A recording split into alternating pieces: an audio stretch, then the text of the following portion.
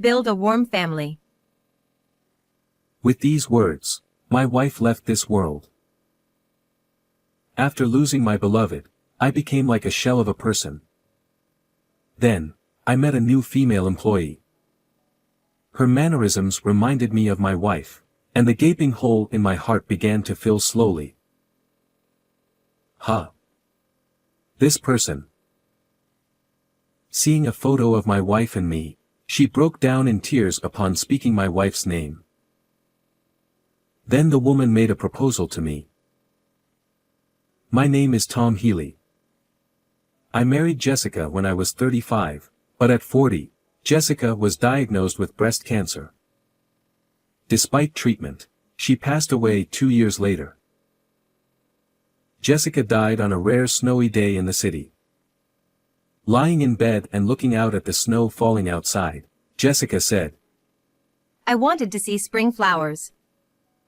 Tom, thank you so much for everything. Do you remember our dream? To build a warm family." I couldn't respond. Our dream was to build a warm family with our children. My parents divorced when I was small. I don't remember my father. I lived with my mother alone, but I grew tired of her constantly changing boyfriends. After graduating high school, I left home and had hardly been in touch since. On the other hand, Jessica had almost no memory of her parents talking. They exchanged only the bare minimum of words. She said she felt very uncomfortable in her own home. Neither of us had high hopes for marriage. But as we grew closer, we naturally felt that we wanted to stay together forever. What kind of warm family would it be? Isn't it spending time thinking about each other with the feelings you have now? We will surely be happy. I remember Jessica saying this with a sparkling smile. Life was truly enjoyable and happy after we married. We didn't have children yet, but we were happy just with the two of us. We were supposed to build an even warmer family with our future children. Why did she get breast cancer? Why did she have to die before me? I wanted to build a warm family with Jessica. Did she understand what I was thinking? Jessica looked at me with a sad expression. Jessica, I will always cherish you. I chose my words carefully, trying to convey my feelings so as not to worry her. Jessica smiled gently and nodded. I will watch over you from above as you live happily. With these words, Jessica quietly passed away, as if being absorbed by the cold sky. After Jessica died, I lost the will to live. I had no appetite or energy. I didn't want to see anyone, and honestly, I wanted to stay shut in at home, but I remembered Jessica's words about watching from above and somehow managed to go to work. In April, when the cherry blossoms were in full bloom, a few new employees were assigned to our department. As the leader, I was in charge of the new recruits. The young one's enthusiasm somewhat helped to mask my sadness over Jessica's death. Come on, let's try doing it like the senior. Among the newcomers was a standout. Claire Hanks. She was bright, confident, and tackled her work without hesitation, leading the other new employees. Don't be afraid of making mistakes. You won't know if you can do it unless you try it yourself. Claire, where are you coming from with that perspective? Claire stuck out her tongue playfully.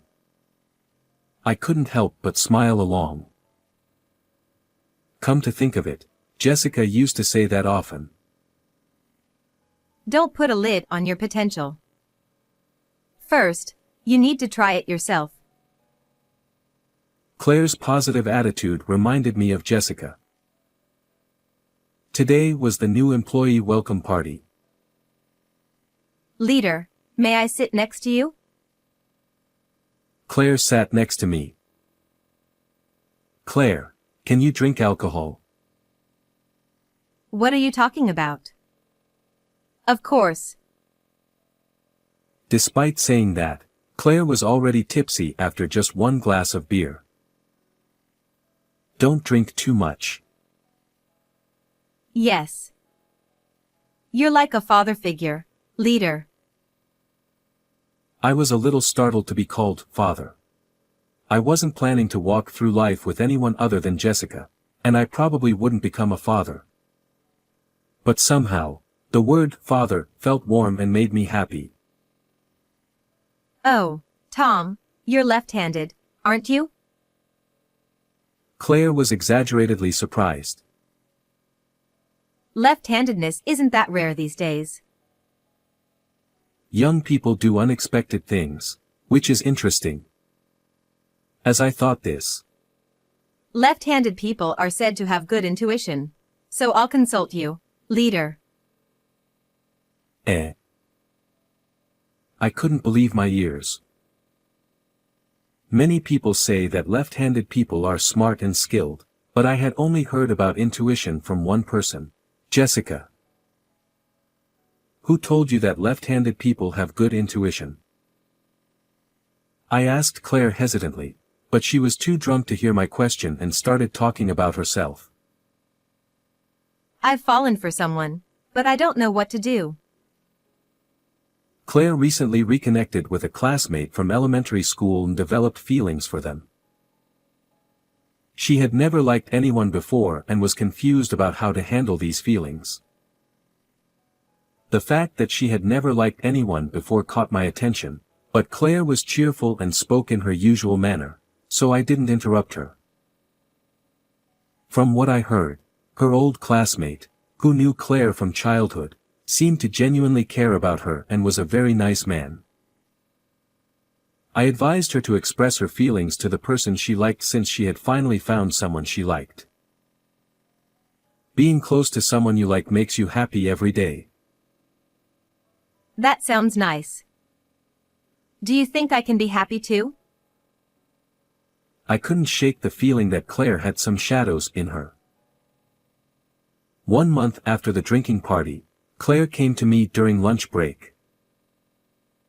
Actually, about the person I consulted you about before, we've started dating. That's great. Her beaming smile made me happy too. So, I have a favor to ask of you. Claire wanted to have a meal with her boyfriend and me. Me too.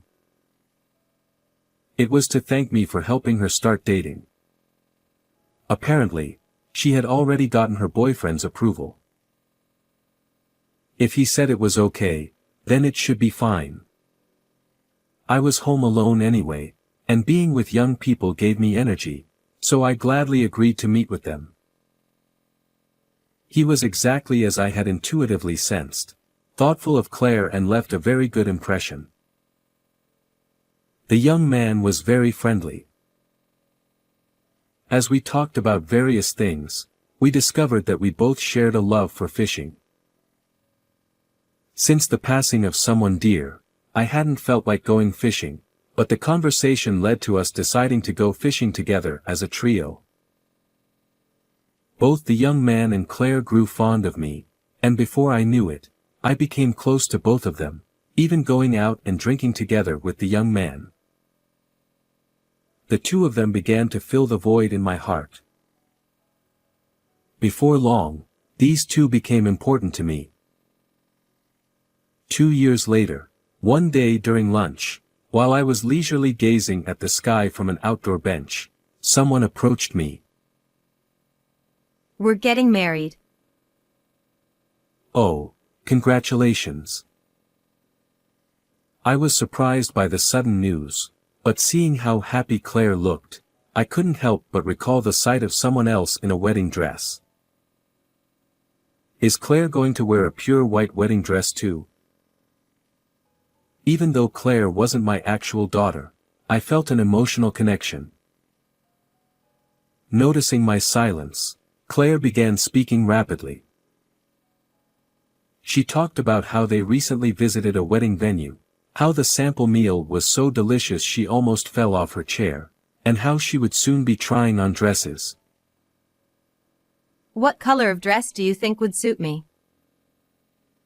My wife wore 2 dresses, a pure white wedding dress and a pink one. My wife loved cherry blossoms. I suddenly remembered that I still had some photos on my phone. Searching through the photo album filled with the radiant smile of my wife, I found the wedding pictures and showed them to Claire. Huh? This person. Jessica? Upon seeing the picture of my wife and me, Claire mentioned my wife's name and broke down in tears. Did you know Jessica? Claire nodded repeatedly as she wiped her tears. She was my mentor. So, you were her husband. Claire began to excitedly share her relationship with my wife, her tone revealing the deep affection she had for her. Claire's father had been mostly absent from her life since she was young, and her frail mother had passed away when Claire was in the 3rd grade. Her father, indifferent to his daughter, left Claire to live with her paternal grandmother. But when Claire was in her 2nd year of middle school, her grandmother died in an accident. Claire said she deeply resented her father, who didn't even attend the funeral. Becoming completely alone, Claire was placed in a facility, where she began to spiral out of control. One day, while she was skipping class and wandering near the school gates, the school nurse, Jessica, called out to her. Since you came all the way to school, why don't you at least have lunch? Jessica took Claire to the nurse's office. That sounds just like Jessica. The basics of living start with eating. I recalled how often Jessica would say those words. Jessica listened intently to Claire's story. She even shared her own experiences with Claire, who, in turn, felt a strong sense of trust toward Jessica, believing she could confide in her. Jessica must have seen something of herself in Claire's complex family situation and couldn't leave her alone. After that, Claire began attending the nurse's office regularly, and thanks to Jessica, she turned her life around and began to look forward with hope. There's something I want to tell Miss Jessica. Can we meet her next time? Actually, Jessica is no longer here. I explained to Claire that Jessica had passed away from breast cancer 3 years ago. Claire lowered her head. Tears that had stopped earlier fell to the ground once more. After a while, Claire looked up with a determined expression and spoke directly to me. Would you attend the wedding as my father? Wait a minute. That's a bit much, isn't it? I instinctively rejected Claire's proposal, but her determination was unwavering. My real father won't come to the wedding. My fiancé and his parents know about my situation and have told me I can have the wedding any way I want. Claire said that she felt a sense of warmth and security in Jessica as a mother and in me as a father. You two are like family to me. Her words nearly brought me to tears. Jessica and I met at different times and in different places, yet here was someone who considered us her parents. I felt that the warm family I thought was unattainable was now within reach. For the first time in a long while, I felt Jessica close by, and my resolve solidified.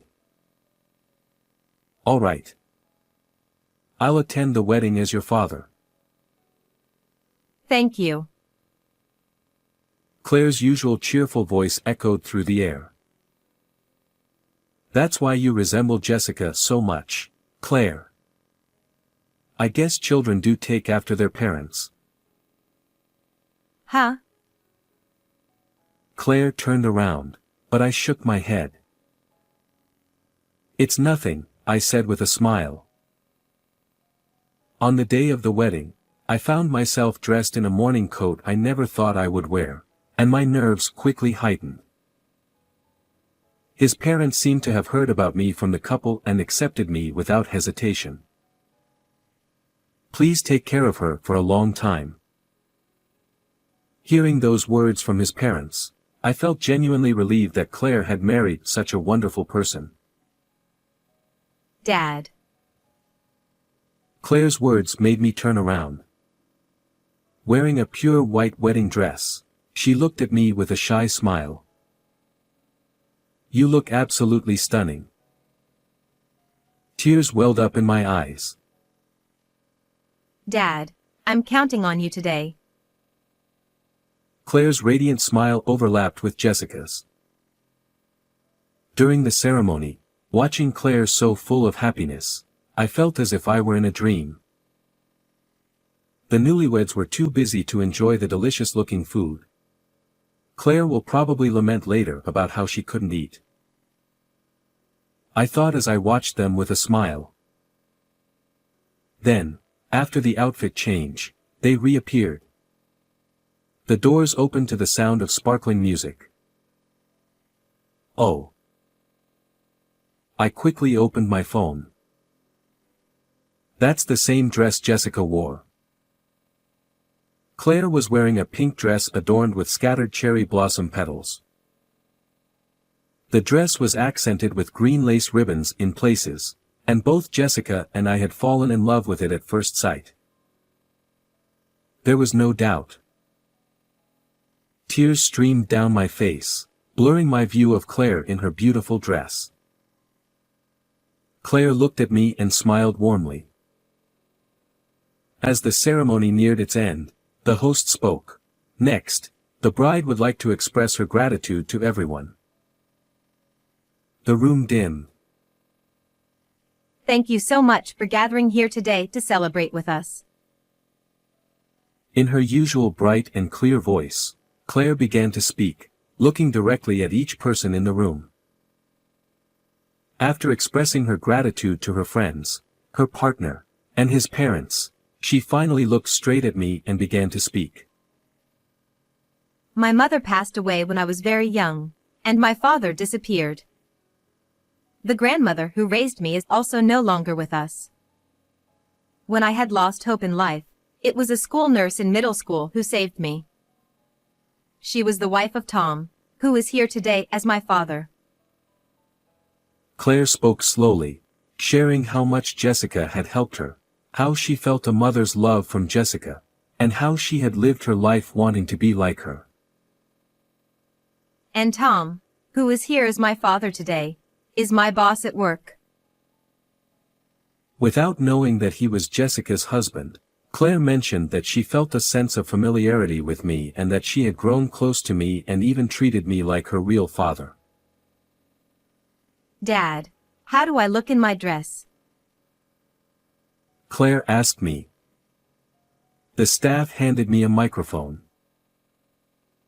You look absolutely beautiful.